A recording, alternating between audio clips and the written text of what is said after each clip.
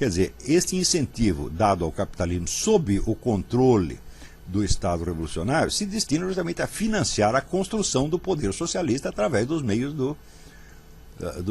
dos meios capitalistas. Isso quer dizer que a simples adesão, tá certo, à economia capitalista não desconfigura a identidade socialista de um político. É preciso ver se esta adesão primeiro, se ela é definitiva ou se ela é temporária. Se ela é sincera, quer dizer, o sujeito acredita naquilo por razões econômicas ou por razões estratégicas. Porque a coisa mais óbvia do mundo é que todo e qualquer regime socialista necessita de uma época de capitalismo. Quer dizer, a primeira coisa que ele vai ter que fazer é, de certo modo, desenvolver o capitalismo e apenas, vamos dizer, desligá-lo do sistema democrático de governo, de modo que o crescimento da economia capitalista financie o crescimento do poder socialista, que é unipartidário. Unipartidário ou nominalmente ou extraoficialmente. Não precisa ser um partido só, pode ser vários, desde que eles sigam uma estratégia comum, que é exatamente o que acontece no Brasil. Toda a esquerda nacional segue as decisões do Foro de São Paulo. E suas rusgas aparentes, tá certo, são ou de natureza tática, apenas, quer dizer, é só para enganar a trouxa, ou, às vezes, quando são divergências sérias, elas são em torno de medidas que são do interesse da estratégia revolucionária. Então, vocês vão ver, eu vou ler aqui para vocês agora um editorial que eu acabei de escrever para o Diário do Comércio, e eu creio que isto, vamos dizer, esta noção da verdadeira natureza dos conflitos na esquerda ficará bem clara a partir disso. O editorial chama-se A Competência dos Incompetentes. Não faltará, como nunca falta, quem atribua o monstruoso acidente do aeroporto de Congonhas à incompetência pura e simples. Mas a incompetência do governo federal, nessa como em muitas outras áreas, não é nem pura nem simples. Ela é o efeito da dupla agenda estratégica que orienta todas as ações do esquema petista já desde antes da sua ascensão ao poder. Nas semanas que antecederam as eleições de 2002, só 3 pessoas na mídia anunciaram a formação da Aliança Revolucionária Continental Lula-Castro-Chaves. Resultado: eu perdi o meu emprego, o analista estratégico Constantine Menges foi xingado até a enésima geração e o herói cubano Armando Valladares foi rotulado de picareta. Menções ao pequeno eixo do mal foram declaradas anátema. Nos debates nominalmente destinados a informar o público sobre os candidatos em que iria votar, nem mesmo os adversários de Lula quiseram tocar no assunto. Dos entrevistadores, só um, Boris Casoy, ousou perguntar algo a respeito e, mesmo assim, muito educadamente, muito discretamente, quase pedindo desculpas. Lula mandou-o calar a boca. Ao longo dos 2 mandatos lulianos, o eixo que já vinha sendo preparado nas reuniões do Foro de São Paulo desde 1990 tornou-se uma realidade patente. E nenhum dos iluminados que o haviam negado apareceu na mídia confessando-se um idiota ou um mentiroso contumaz. Todas as ridículas tentativas do governo George W. Bush de jogar Lula contra o esquema castro-chavista só serviram para provar a solidez da aliança revolucionária, não só entre aqueles 3 governantes esquerdistas, mas entre todos os membros do foro, inclusive as Farc e outras organizações criminosas. Mas numa campanha eleitoral, a duplicidade moral consiste apenas em dizer uma coisa e fazer outra. Uma vez eleito, o sujeito tem de governar, e aí a incongruência entre a fala e os atos torna-se discordância entre 2 séries de atos, uma destinada a implementar os objetivos nominais do seu governo, outra a realizar as finalidades secretas ou discretas do esquema de poder que o elegeu. De um lado, trata-se de administrar o país relativamente bem para se manter alto nas pesquisas. De outro, busca-se desmantelar o Estado e a própria sociedade para que o Partido Revolucionário possa se sobrepor a ambos e engoli-los. Não se pode dizer que o governo Lula tenha 2 cabeças, porque só uma cabeça única e bem organizada pode coordenar esse delicado e complexo jogo duplo. Mas o processo tem um limite natural. Não é possível desmantelar o Estado e manter o governo funcionando, nem anarquizar a sociedade e continuar indefinidamente dando a impressão de ordem e progresso. Mais dia menos dia, um dos lados vai ter de predominar. A lógica interna da estratégia revolucionária espera que esse momento só chegue quando as forças populares, entre aspas, estiverem prontas para rasgar a sua própria máscara e partir para a tomada ostensiva do poder. No segundo mandato de Lula, porém, o limite natural do processo foi atingido antes disso. O Estado e a sociedade já estão bagunçados de alto a baixo, mas a esquerda radical não está madura para o grande golpe. Nada funciona, nem mesmo a estratégia revolucionária. A velha ordem morreu, a nova transformou-se num gigantesco aborto.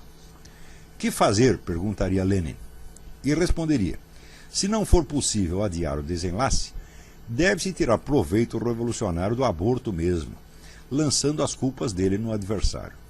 Não existindo adversário, a parte mais comprometida do esquema revolucionário deve ser ela própria jogada às feras, acusada de traição e direitismo. Isso já começou a acontecer. Não havendo uma direita capaz de liderar a revolta popular contra o pior governo brasileiro de todos os tempos, essa revolta será muito provavelmente capitalizada pelo mesmo esquema esquerdista que o gerou. Se o próprio Lula tiver de ser sacrificado para esse fim, não haverá aí surpresa nenhuma. Criar o fantoche custou caro, mas quem vai pensar em economizar dinheiro numa hora dessas?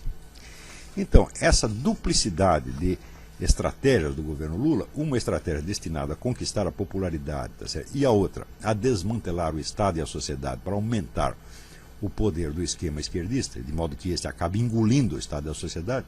O Estado ele já praticamente engoliu inteirinho. Essa duplicidade ela emana da situação característica do que eles chamam de governo de transição. Quer dizer, um governo de transição para o socialismo, ele não pode ir totalmente para um lado, nem totalmente para o outro. Quer dizer, ele não pode administrar seriamente o país, porque daí ele vai consolidar a ordem estabelecida. A ordem, o governo constitucional democrático, etc, etc. Também não pode destruir tudo de uma vez, porque senão ele será prejudicado nas eleições. Então ele tem que ficar nesse jogo meio a meio. A esta duplicidade se acrescenta uma segunda duplicidade, que é a tradicional estratégia da pressão de cima com a pressão de baixo. Você vê que ao longo dos últimos tempos, o governo tem lançado uma série, vamos dizer, de novas legislações e regulamentos que oprimem o cidadão por tudo quanto é lado. São regulamentos desarmamentistas, trabalhistas, ecológicos, gaysistas, tá certo?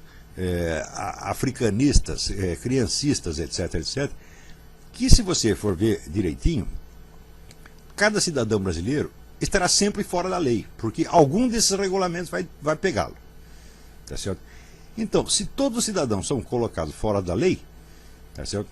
Isso automaticamente coloca o governante na posição confortável de que ele pode destruir qualquer pessoa ou grupo que ele deseja a qualquer momento. Então só resta selecionar quais que lhe interessa destruir e quais que lhe interessa manter. Ao mesmo tempo que existe esta pressão de cima, quer dizer, você vai acumulando regulamentos cada vez mais opressivos sobre o cidadão, você dá rédea solta aos bandidos. E dá rédea solta aos bandidos por um motivo muito simples. O governo tem essa parceria política com as Farc, que está bem documentada, não só nas atas do Foro de São Paulo, mas na constante troca de mensagens, em que um fica fazendo agradinho no outro, e também nas constantes visitas em que os líderes das Farc são bem recebidos e protegidos. Se mostra, por exemplo, nessa recente iniciativa do PT, e tão logo foi preso o representante das Farc, que houve uma mobilização nacional do PT para soltá-lo, exatamente como aconteceu com os sequestradores de Abílio Diniz e Washington Oliveto. Quer dizer, isso já basta para mostrar a articulação entre organizações legais e ilegais. Então isso quer dizer que o que acontece na área da segurança não é que o governo é omisso, não, o governo está agindo, ele está agindo a favor da bandidagem, porque isso lhe interessa. Agora, também lhe interessa eliminar 2 ou 3 quadrilhas que são concorrentes das Farc. As Farc hoje já têm praticamente o monopólio do tráfico de drogas no Brasil, tá certo? Mas havia ainda umas outras quadrilhas antigas que provavelmente não quiseram entrar no jogo da Farc, então essas são perseguidas e o governo então mostra lá os traficantes presos né, para se glorificar de estar restaurando a ordem e a justiça. Mas o fato é que a prova de que não está restaurando a ordem coisíssima nenhuma é que o Brasil é o único país do mundo onde o tráfico de droga está crescendo. No mundo inteiro ele está estacionário. No Brasil, segundo dados da ONU, ele cresce 10% ao ano. Tá certo? É uma coisa absolutamente escandalosa. Agora, isso aí é fruto da incompetência pura e simples? Bom, pode ser incompetência, mas novamente não é pura nem simples. Ou como diria Shakespeare, por trás dessa loucura existe um método. Quer dizer, é uma irracionalidade aparente, ocultando uma racionalidade muito funcional, só que não destinada a cumprir os objetivos nominais, e sim destinada a cumprir os objetivos da Revolução Continental. Muito bem, isso quer dizer que neste processo, vamos dizer, de tomada de poder pelas organizações de esquerda, a parte, vamos dizer, da hegemonia cultural já está realizada desde a década de 80. Isso quer dizer que na década de 80 a esquerda já dominava 100% das redações, do movimento editorial, do sistema de ensino e de todos os canais de ação cultural que existem. Tá certo? Hoje em dia, essa esquerda revolucionária já domina o Estado. Quer dizer, o Estado brasileiro tornou-se um apêndice e função do próprio PT. Quer dizer, o PT se sobrepôs ao Estado, é o partido Estado. Tá certo? Então isso quer dizer que e também o processo de desmantelamento da ordem social, tá certo, já está muito avançado.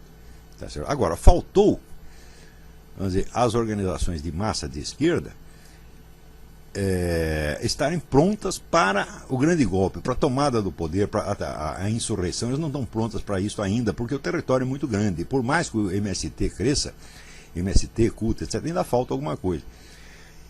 Então isso quer dizer que o governo Lula até que conduziu as coisas muito bem do ponto de vista, não do interesse nacional, mas do ponto de vista da estratégia revolucionária. Mas, como disse, alcançou um limite natural. Quer dizer, está chegando o ponto de ruptura entre a ordem e a desordem, tá certo? Antes de que o aparato insurrecional esteja pronto para entrar em ação.